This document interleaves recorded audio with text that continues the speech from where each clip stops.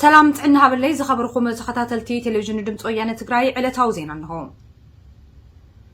بوتهادرات فاشستي ابي احمد بعد ورر والقملخ اساس افورقن حيلታት ተስፋሕፋሕቲ ትምክሕቲ አምሐራን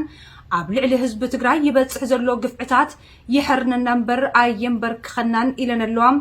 ነበርቲ ደቂ ኣንስትዮ ዞባ ደቡብ ትግራይ ዝርዝሩ ምስተን ደቂ ኣንስትዮ ጻንሒ ዝነበሩ መሳርሕትና ካብ ሓራ መሬት ከም ዝስዕብ ኣዋዲዱ ከቅርበልና እዩ ህዝብ ትግራይ ንብሔራዊ መንነቱን ክብርን ኢሉ የካይደ ዘሎ ፍትሓዊ ኩናት ኣብ ዓውደው ጥራሕ ዘይኮነስ ኣብ ዓለም ለኻዊ ዲፕሎማሲያዊ መድረኽ እውን ድምፁ ብዛዕባ ክስማዕ ብዓለም ታዕልቕቲ ትካላት ሰብኣዊ መሰልን መንግስታት ዝተፈላለዩ ሃገራት ዓለምን ብዛዕባ ትግራይ ክዝትዩ ናይ ምግባር ዓቕመን ተኽቦን ክትመጽእ ዝኽኣለ በሳላ ሓድነት ህዝብ ትግራይን እቲ ኩናት ድማ ህዝባዊ ኩናት ብምዃኑ እዩ ህዝብ ዝኣመነ ውድብ ኩሉ ሻብ ከም ዝዕወት ተመክሮ ቃልስና እኹል ዝበላ ደቂ ኣንስትዮ ነበርቲ ዞባ ደቡብ ትግራይ ሰራዊት ፋሽስት ኮሎኔል ኣብይ ኣሕመድ بعد ورا سراويت والكمل خي اساس افورتن تساعات ورا تحيلات امحران ابا لعلي سب تግራይ بحفشه ابا دق انسته تግራይ ድማ بفلاي يبصحبو زلو غفعتاتن بدلاتن يحرنا نمبر اينبر كنا ندحر مبال ابزم بدلاتن غفعتاتن مليخه حرا نمصع دما تقلف مفتحي بزخالكاي كله تغاديلكا واشتاون حيلات ابا مريت تግራይ تقبروا مغبار يخبلا تزاريبان حمد انا يهم سمعنا يتخوينو كبرخ ان كمكينا نوردو نبرخ يوسدون يقسون يوم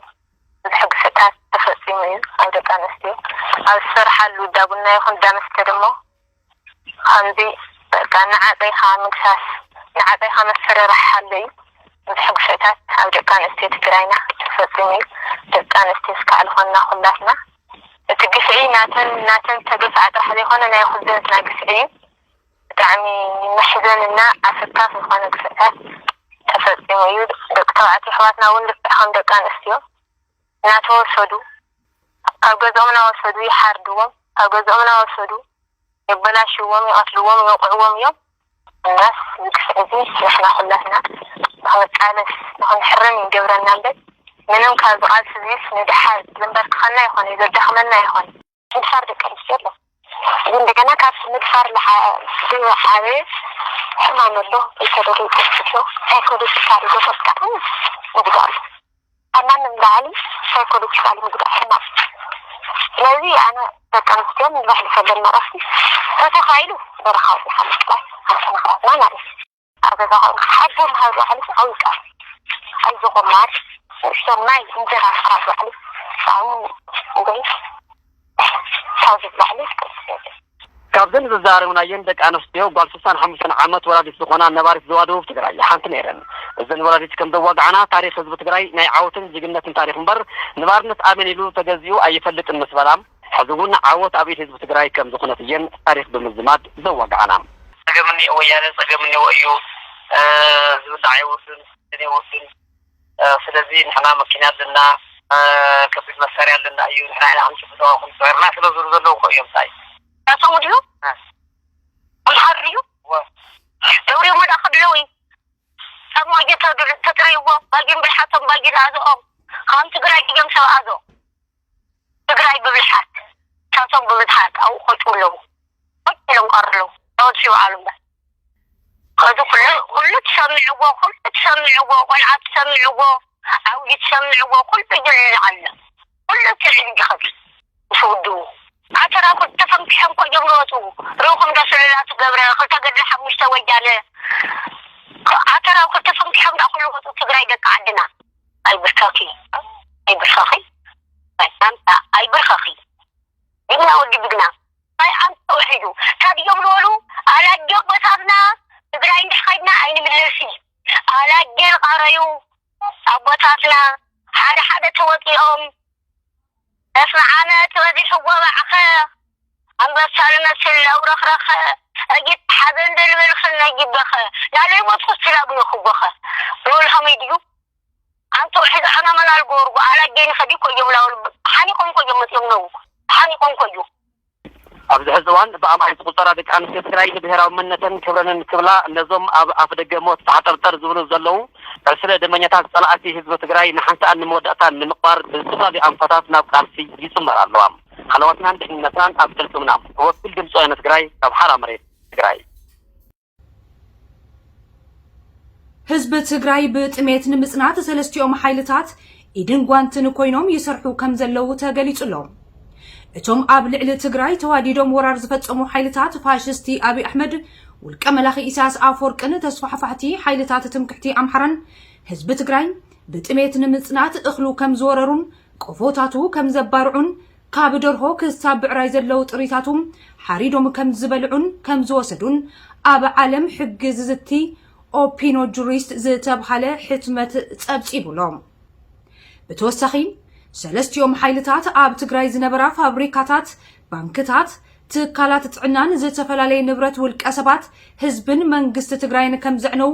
ከም ዝወረሩን ካብቲ ቀንዲ ፍልፍል ሸርፊ ወፃእ ትግራይ ዝኾነ ፍርያት ሰሊጥ ዝሕፈሰሉም ልሙዕ መሬት ምዕራብ ትግራይ ድማ ንተጋሩ ነቂሎም ከም ዘባረሩን እቲ ዜና ሓቢሩሎም እዞም ሓይልታት ወረርቲ ህዝቢ ትግራይ ተጸባይ ረድኤት ክኸውን ከም ዝገበርዎም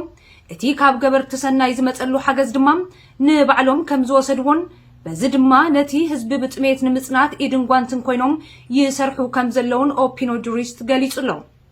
እቲ ሕዚ ዘሎ ፍታሕ ነቲ ባይቶ ጸጥታ ውድብ ሕብራት ሃገራት ብምሉእ ድምፂ ዘሕልፎን ጥሜት ከም መሳርሒ ኩናት ምጥቃም ዝኽልክልን ውሳነም ቁጽሪ 2417 ምትግባር ከም ዝኾነ እቲ ጸብጻብ ኣመልኪቱሎም خبر وزمانا ورج هذي سكلا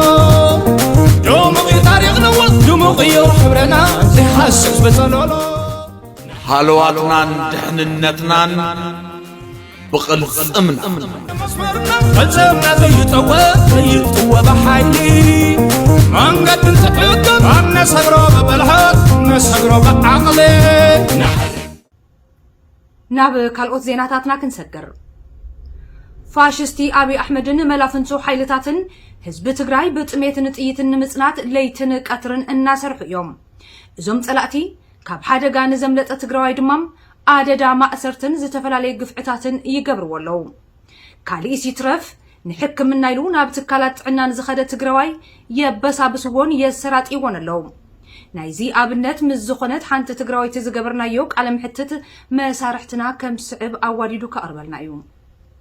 ورح مقابيت كلتا شخن 13 عام تمرتيو አዲስ አበባ ድሕነታ ሹማዜን ጸርሓ ትግራዊቲ ኣብተዋን ናይ 6 ወርሒ ጥንስቲያ ነይራ ኣጋምሽት 1 ሰዓት ከባቢ ምስ እንሳ ዝተተሓዘ ሃንደበታዊ ቃንዛ ቀጢሙዋ ብድሕሪኡ አዲስ አበባ ናብ ዝርከብ ኮሪያ ሆስፒታል ኣምርሐት ከባቢ 1 ሰዓት ነይሩ ናይ ኢመርጀንሲ ኬዝ የጋጢምኒ ማለት በጣም ሓሚመ ነይረና ሆስፒታል ኸይዳ ኮሪያ ሆስፒታል ተፈልጡ ተኾን አዲስ አበባ ኮሪያ ሆስፒታል ይልበሃል አልትራሳውንድ ክሬኒ ስለለለው አልትራሳውንድ ክሬኒ ኤላው ኸይዳ ካውም አልትራሳውንድ ናረኤኒ ብዙሕ ነገር ስለ ትግራይ ስለ ህዝብ ትግራይ ስለ ሂስትርናተይ ጠይቀንና ንሳውን ትምልሰሉ ዘልዕሎም ሕቶታት ቃንዛ ንኽትርስዕ ዝጥቀመሉ ሜላ ይመስልዋ ይኹን ዳምበር ኣብ መንጎ ሓንቲ ትግራዊትን ዶክተርን ዝነበረ ጻንሒት አንፈቱ ቀየረ አነ ስለ ባዓል ገዛይ ስለ ፋሚሊ ምናምን ጠይቃን ኸሎ ኖርማል ቀለል ቢለየ ለዋጋ አሕዎ ነይረና ካው ማእኸል ግን አንቱም ጁንታ ምናምን ማል ጀሚሩ አንቱም ጁንታ አንቱም ሌባው ምናምን ማል ጀሚሩና ብሽመይ መስደን ትግራዊት ምዃነ ይፈልጥኒ ከአኻት ዶክተር አው ዝሕክመን ዶክተር ይኻ ትግራዋይ ኮይኑ ስለ ጸንሐ ማለት كان عينا لز دكتور بزح نقر تعريفنا ያው ሙማቲ ነሳኩም እዩ ገና ነቀትላኩም ኢና ናይ ስራሕኩም እዩ ዝትሞት ወለለኹም ናይ ስራሕኩም እዩ ስውኒ ነሳኩም እዩ ገና ካብዚ ላዕሊ ዝግባኩም ታልቂኹም ሓደ ሰበይ ቀሪ ገና ተሓባቢርና ንዓኹም ዘይነጥፈሉ መንገዲ የለይ እንተጋሩ ናቱም ጁንታ ሌባቡ እዩ በቃ ብለለጠ ስኡ ነይሩ ብቻ ሞራል خالنك ዘራዋታት ነይርዎ ተሓሚም ሕክምና ኸይድኻ ክትሕከምል ኸይድኻ ያው መሪጽኻ ጥዑ ሆስፒታል ኢልኻ ተኸድኸለኻ خالي ሞራል خالنك ሕልብ ሕልናኻ ዝጫወት ሰብተክ ንኸለኻ ንሽተይ ትጉዳ ዘረ ትግራዋይ ንምጽናት ዝተወልዐ ኹናት መደብሩ ኣብ ትግራይ ጥራሕ ኣይኮነን አዲስ አበባ ኣብ ዝርከቡ ተጋሩውን ብርክት ዝበሉ ግፍዕታት ተፈጽሞም እዮም ይፍጸሙን ኣለው ዓለምለኻዊ ሚድያ ሮይተርስ ቅድሚ ሂደት መዓልትታት ኣብ ዘውፅኦ ሓበሬታ ብኣሽሓ ዝወፀሩ ተጋሩ ካብ ስርሖም ከም ዝተሰጎጉን ከም ዝተኣሰሩን ምጽብጻቡ ይዝከር እዙይ ኣብ ደቡብ ኣፍሪቃ ኣብ ልዕሊ ጸለምቲ ደቡብ ኣፍሪቃውያን ተግባራዊ ዝተገበረ ኣፓርታይድ ዝዓይነቱ ዘርኢ ፈሊኻ ናይ ምጥቃዕ መስርሕ እዩ ኩለን ትካላት ኢትዮጵያ ትግራዋይ ብትግራዋይነቱ ጥራሕ ኣባሪረንን ኣሲረንን ንትግራዋይ ዘለወን ጸልኢ ብግልጽ ኣርየንን ኣብ ጸብጻብ ሮይተርስ ካብ ተራ ነጋዳይ ክሳብ ሓላፊ ካብ ብልመና ዝመሓደር ክሳብ በዓል ሓፍቲ ትግራዋይ ብትግራዋይነቶም ከም ዝተኣሰሩ ብመረዳእታ ሰፊሩ እዩ ናይዙይ ዓላማ ትግራዋይ ንምንብርከኽ ዋላ እኳ ተኾነ ተጋሩ ግን ኣይንንብርከኽን በሃሊት እያ ግዳይ ናይዞም ጨካናት ዝኾነት ትግራዋይቲ ናይ 6 ወርሕ ጥንስቲ ኮይነ ስለ ጥንሲ ሕማቅ ነገር ኣጋጢሙኒ እየ ኸይደና ማለት ምንም ትሪት ተገብረና ይኻለይ ብጻርፊ ብቻ ይወዲዎ ያው ሸውኻ ኣይተሐኩም ህይወት እየ ማለት እዩ ማለት በሰዓት እሱ ንእሽተይ ሞራል ኻትንከኢኻ ሆስፒታል ኢልኻ ኸይድኻ ትሕከም ኢልኻ ኸይድኻ ኣብ ሕማም ሰዓት ከምኡ ትበሃል ኸለኻ ንእሽተይ ትጉዳይኻ ግን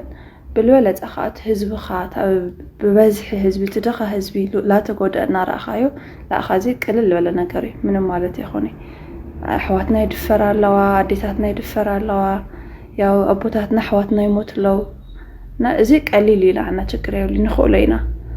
نزوم ورر تحيلتات أبحث إيروان ملؤ نمدمساس تقراوي بحبر كل مدياوك على سخكايد ذات تقراوي تتصوع بالخالنا يوم كلاس مالتيه بالخالنا يقديتا برخه وزينا ليخونس برخه قوتل لو قوتل البرخه بإيكونوميك حجز لخل بإيكونومي بمدحين تقرب حجز لخل بمدحين تقرب بتشا تقودي للبحال لو ساعات زي لسلم حبرسنا يرلي يلونا نجر بمكو يخون بخدان يخون بمن يخون بتميت يموت لحزبنا بحمام بسأل مدحنيت حزبنا يموت لنا بالخالنا يتحاورنا عدنا نتانا وصيبل قالس يبل ኣብ መወዳእታም ኣብ ክልል ደቡብ ትሽዓተ ፖሊሳት ከም ዝተቐተሉ ተገሊጹሎም ግርጭትን ሞት ዜጋታትን መዓልታዊ ትርኢዮታት ኣብ ዝኾነላ ኢትዮጵያ ትሽዓተ ፖሊሳት ብሰሉስ ከም ዝሞቱ ሽንዋ ዝተብሃለ ግልጋሎት ዜና ቻይና ሓቢሩሎም ኣብ ክልል ደቡብ ዞባ ቤኒሻንጉል ሸኮ ኣብ ዝቕንብ ዝተፈጸመ መጥቃዕቲ ትሽዓተ መኮንናት ፖሊስ ከም ዝተቐተሉን ካልኦት ሰለስተ ድማ ከም ዝቆሰሉን እቲ ጸብጻብ ኣመልኪቱሎም መንነት ናይቶም ጥቃት ዝፈጸሙ ኣካላት ከም ዘይተፈለጠ ድማ እቲ ዜና ገሊጹሎም በተመሳሳሊ ነበር ሓላፊ ሰላምን ጸጥታን ዞባ ደቡብ ወለጋ ዝርከብዎም 5 ሰባት ኣብቲ ዝሓለፈ ቀዳም ኣብ ክልል ኦሮሚያ ብዕጡቃት ከም ዝተቐተሉ ኣዲስ ስታንዳርድ ኣፍሊጡሎም زخبركم تملكتنا ان لومي زحزنالكم زعباتات نزيوم يمسلو نيروم اب كالوت زعباتات مديسنا كنغانينا كساب شعو سلام حلواتنا ندحننتنا نبقلصمنا تግራይ ትስዕር